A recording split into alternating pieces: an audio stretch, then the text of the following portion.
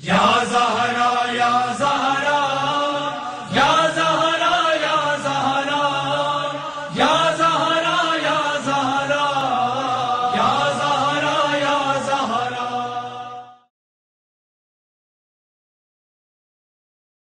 Assalamu alayka ya Aba Abdillah. Assalamu alayka ya ibna Rasulillah.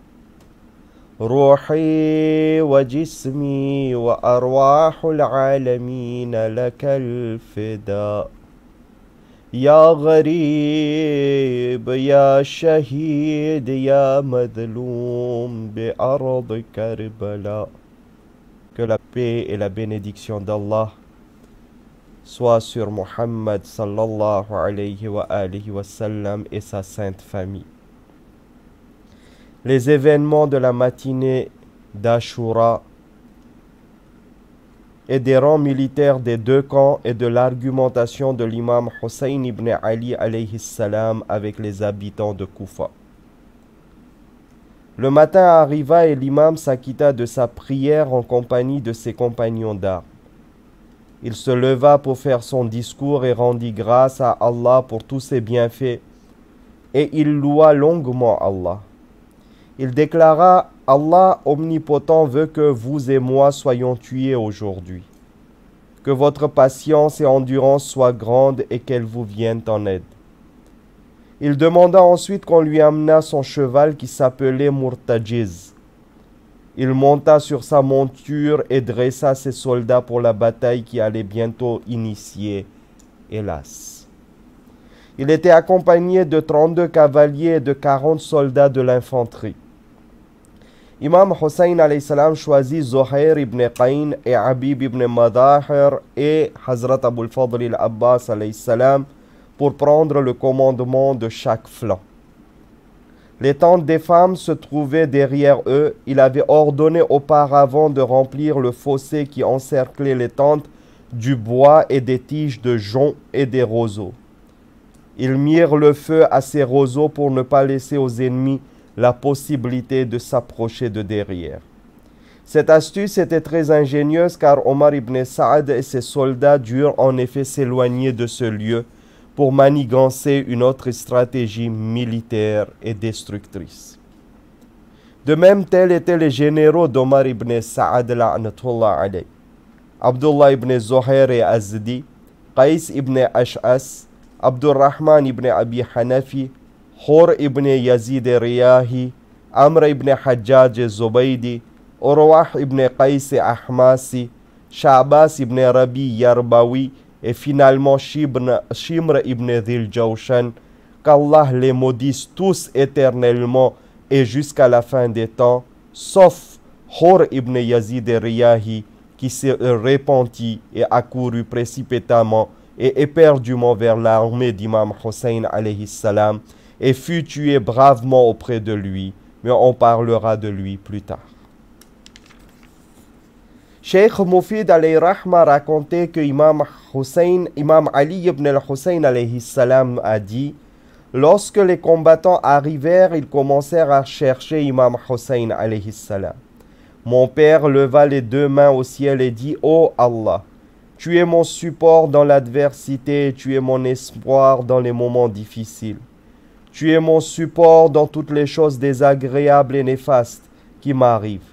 Malgré les innombrables chagrins qui brisent mon cœur, les remèdes qui restent bloqués, la désertion des amis et des compagnons et la réjouissance des ennemis, je ne me tourne que vers toi. Et tu les chasses tous et tu suffis pleinement. Tu es en vérité le Seigneur de tous les bienfaits et le possesseur de toutes les vertus. Tu es le dernier ressort pour tout désir et souhait. Un autre du camp d'Imam Hussein ibn Ali alayhi salam racontait: comme les ennemis se dirigeaient vers nous, ils virent les flammes et le feu que nous avions allumés. Soudain, l'un des hommes d'Ibn Saad galopa vers nous. Son cheval était couvert d'une armure faite exprès pour son corps. Il ne dit mot jusqu'à ce qu'il arriva près de nos tentes et nous dépassa. Il vit les flammes, il retourna au lieu d'où il était venu et cria: ô Hussein, Serait-ce que tu es en train de te dépêcher vers le feu de ce monde-ci avant d'atteindre le feu du jour du jugement dernier? Allah, Allah. Imam Hussein alayhi salam demanda, qui parle? Il me semble entendre la voix de Shimr ibn Dhil Jawshan. Le cavalier dit, en effet, c'est bien moi. Imam Hussein alayhi salam répondit, ô fils de la chevrière, tu conviens mieux que moi à être brûlé dans le feu, et tu iras le premier, sois-en sûr. Muslim ibn Awsaja voulut lui envoyer une flèche, mais Imam Hussein alayhi salam l'empêcha. Seigneur, laissez-moi le tuer, car c'est un homme vil et cruel, c'est un des grands oppresseurs. Imam répondit, il me déplaît que le commencement de cette bataille soit initié par nous. Imam Hussein alayhi salam avait un cheval qui se nommait la Harq. Il fit monter son fils Ali ibn al-Hussein alayhi salam sur ce cheval et ordonna qu'on lui emmenât un chameau, car ainsi tous pouvaient le voir de loin et entendre ses discours. Il éleva la voix et dit, ô gens, écoutez ce que j'ai à vous dire. Écoutez pour que je puisse finir de transmettre ce que je devais vous dire pour vous éclairer moralement et pour que je puisse vous dire la raison de ma venue. Si vous acceptez mon argument et croyez en ma promesse, si vous êtes juste, vous serez bien heureux et il ne vous restera que de vous délier de votre engagement pour me tuer. Si par contre vous ne me croyez pas et vous ne voulez pas me donner raison, vous saurez alors ce qui vous reste à faire. Par conséquent, ne me donnez plus de répit et finissez-en rapidement avec ce que vous devez faire aujourd'hui. Sachez que mon Seigneur et mon ami n'est autre que Allah omnipotent. Celui-même qui fit descendre le Coran, il est l'ami des vertueux. Quand les sœurs et les filles d'Imam Hussein alayhi salam entendirent cela, elles se mirent à gémir douloureusement et à pleurer à haute voix. Imam Hussein alayhi salam dut envoyer son frère Abul Fadl al-Abbas alayhi salam et son fils Ali Akbar alayhi salam vers elles pour les calmer. Il dit, je jure sur ma vie que désormais elles auront beaucoup à pleurer et cela sous peu. Après que les femmes se fussent assez calmées, Imam Hussein alayhi salam se mit à louer Allah et lui rendit grâce, comme il se devait de louer Allah omnipotent. Il salua les prophètes, les anges et les messagers divins. Personne n'entendit jamais un discours d'une telle éloquence, d'une telle beauté, ni avant Hussein, ni après Hussein alayhi salam. Il dit, rappelez-vous les membres de ma famille et regardez qui suis-je. Revenez à vous-même. Blâmez-vous et regardez-moi de nouveau. Demandez-vous si cela est juste de me tuer. Est-ce juste de ne point me respecter? Ne suis-je point le fils de la fille de votre messager? Et ne suis-je point le fils de son successeur et de son cousin germain? N'est-ce pas que le Seigneur Hazrat Hamza, surnommé Sayyidou Shohada, Seigneur des martyrs, était mon oncle? N'est-ce pas que Ja'far, surnommé le Tayyar, qui veut dire celui qui s'envola vers les cieux ou qui vole dans les cieux et qui fut pourvu de 2 ailes au paradis, était mon oncle? Est-ce que vous ne savez pas que le prophète d'Allah avait dit au sujet de mon frère et de moi que nous sommes les jeunes hommes du paradis? Si vous me croyez, ne me tuez pas et sachez que je vous dis la vérité. Je jure devant Allah que du moment que j'ai su qu'Allah n'aime pas les menteurs, je n'ai plus jamais proféré une parole mensongère. Et si vous ne me croyez pas, demandez à ceux auxquels vous pourriez vous y fier, des hommes tels que Jabir ibn Abdullah al-Ansari, Abu Sa'id al-Khudri, Sahal ibn Sa'ad al-Sa'idi, Zayd ibn Arqam, Anas ibn Malik, avaient bel et bien entendu cette phrase de la bouche du messager d'Allah, sallallahu alayhi wa alihi wa sallam. Shimr mal'oun, que la malédiction d'Allah soit sur lui, dit alors, puis-je prier sans aucune tranquillité d'âme et sans aucune croyance si ce que tu profères est compréhensible à mes oreilles? Habib ibn Madahir lui dit, je jure au nom d'Allah que tu adores Dieu avec 70 manières diverses pleines d'erreurs, de doutes et de fausseté. Et ô Shimr, je jure au nom d'Allah que tu dis proprement la vérité et que tu ne sais vraiment pas de quoi parle notre imam, car Allah a scellé ton cœur. Imam Hussein alayhi salam dit, si tu doutes de ce que je dis, est-ce que tu doutes aussi le fait que je sois le petit-fils du messager d'Allah? En vérité, il n'existe aucun homme comme moi qui soit le petit-fils d'un prophète d'Allah, dans tout l'ouest et tout l'est de ce monde, ni parmi vous, ni en dehors de vous. Malheur à vous. Ai-je tué un des vôtres pour que vous vouliez me tuer maintenant? Ou bien ai-je détruit ou usurpé les biens d'autrui? Ou bien voulez-vous me châtier pour une blessure que j'ai causée chez l'un d'entre vous? Évidemment, personne ne répondit. Imam Hussein alayhi salam cria alors à plein poumon: Ô Shabbas, ô Yazid ibn Harith, n'étiez-vous pas parmi ceux qui m'ont écrit en me disant que les fruits étaient désormais mûrs et que tout autour il y avait la verdure de la nature qui se faisait voir et que tout s'épanouissait, et que si je voulais venir à vous, vous mettriez volontairement une armée disciplinée rassemblée à ma disposition, et que je devais venir vous aider au plus tôt possible et vous libérer de vos problèmes? Ils osèrent mentir effrontément et dire: nous ne t'avions rien écrit de cela.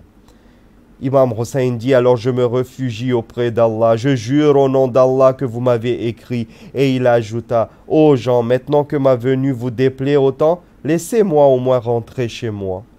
Qais ibn Ash'as dit: je ne sais pas de quoi tu parles, mais si tu veux te soumettre à notre émir, incline la tête, car tu recevras de ses bienfaits ou bien tu auras ce qui te plaira. Quelle distance entre la pensée spirituelle et religieuse d'Imam Hussein alayhi salam et la pensée diabolique et prosaïque de ces hommes.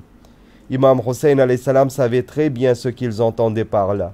Si jamais il prêtait serment d'allégeance et approuvait les faits et les gestes de Yazid ibn Muawiyah, que la malédiction d'Allah soit sur lui et son père et son grand-père et sa descendance, les Bani Umayyah, toutes les arcanes et tous les principes idéologiques de l'islam auraient été détruits à jamais.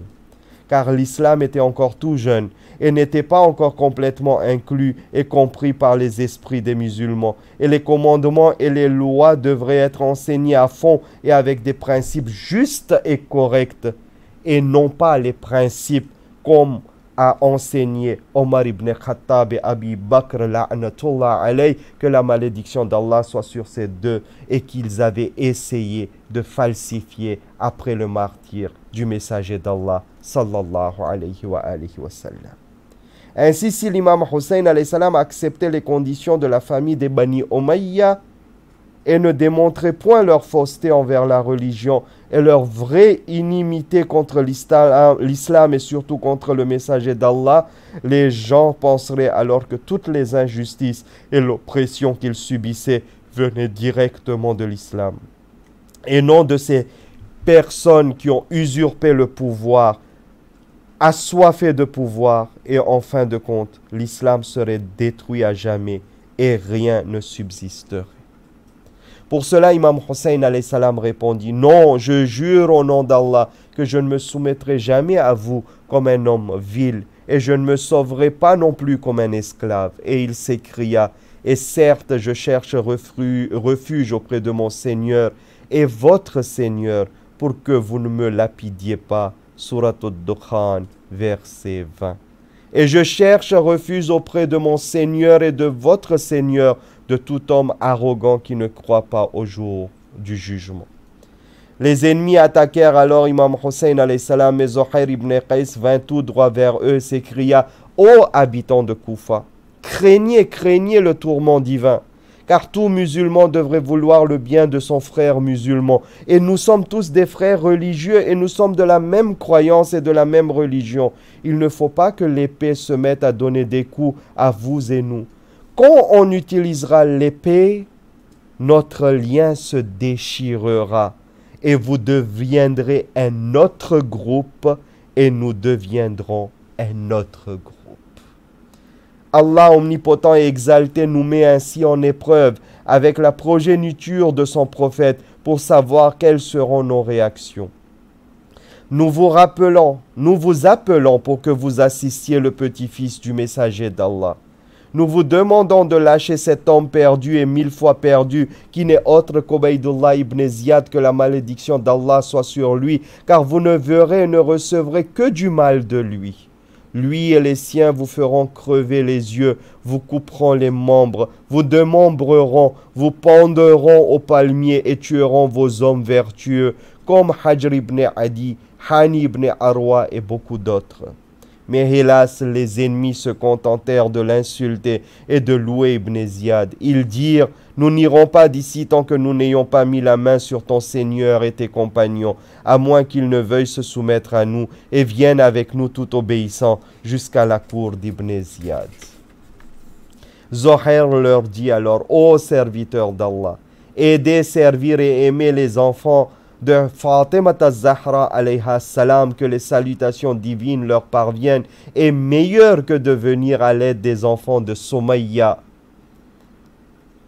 Si vous ne voulez pas les assister, je vous laisse aux soins d'Allah. Et je vous adjure de renoncer à les tuer. Lâchez Hussein et Yazid ibn Muawiyah. Je jure sur ma personne que Yazid ne sera pas encore content de vous, même si vous tuez Hussein ibn Ali alayhi salam. Mais à cet instant-là, Shimr envoya une flèche vers lui et grogna: silence, tu nous ennuies avec tes propos. Que Dieu fasse taire tes cris et tes adjurations. Zuhair se tourna vers Shimr et lui dit: ô toi dont le père avait toujours l'habitude de pisser sur ses talons, je ne crois vraiment pas que toi, âne imbécile, saches 2 versets du Saint-Coran. Je me félicite de t'annoncer ton déshonneur et le tourment atroce qui t'attendront au jour de la résurrection. Shimr dit alors: que Dieu tue ton maître et toi dans peu de temps. Zuhair lui répondit: me ferais-tu peur avec la mort par hasard?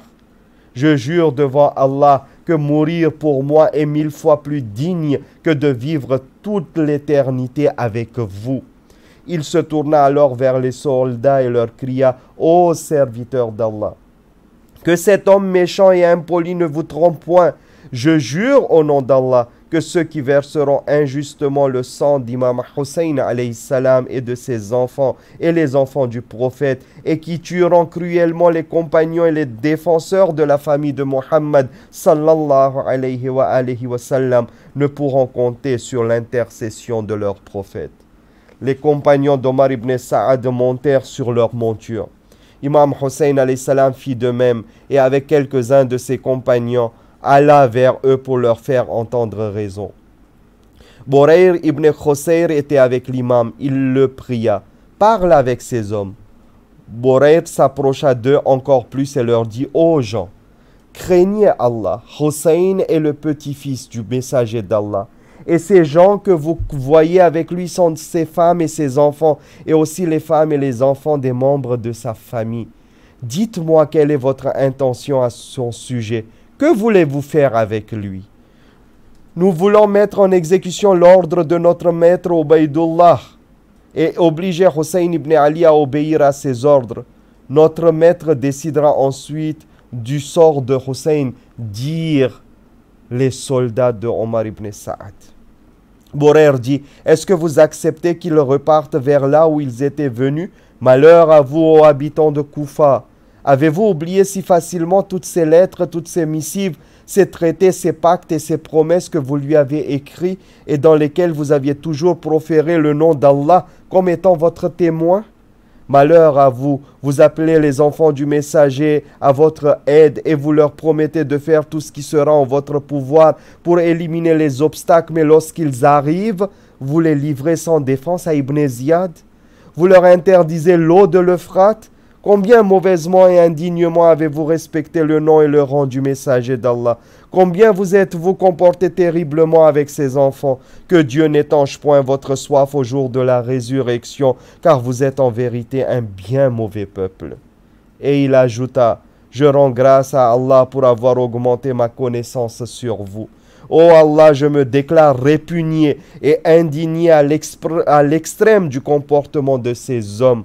Ô Allah, rends-les craintifs de toi pour qu'ils puissent vraiment connaître ta colère lorsqu'ils se présenteront auprès de toi. Les soldats ennemis se mirent à rire et à lui envoyer les flèches. Boreir retourna vers Imam Hussein alayhi salam. Imam Hussein alayhi salam avança pour se mettre devant les ennemis. Il regarda longtemps les rangs nombreux des soldats qui rassemblaient à un torrent vaste et immense.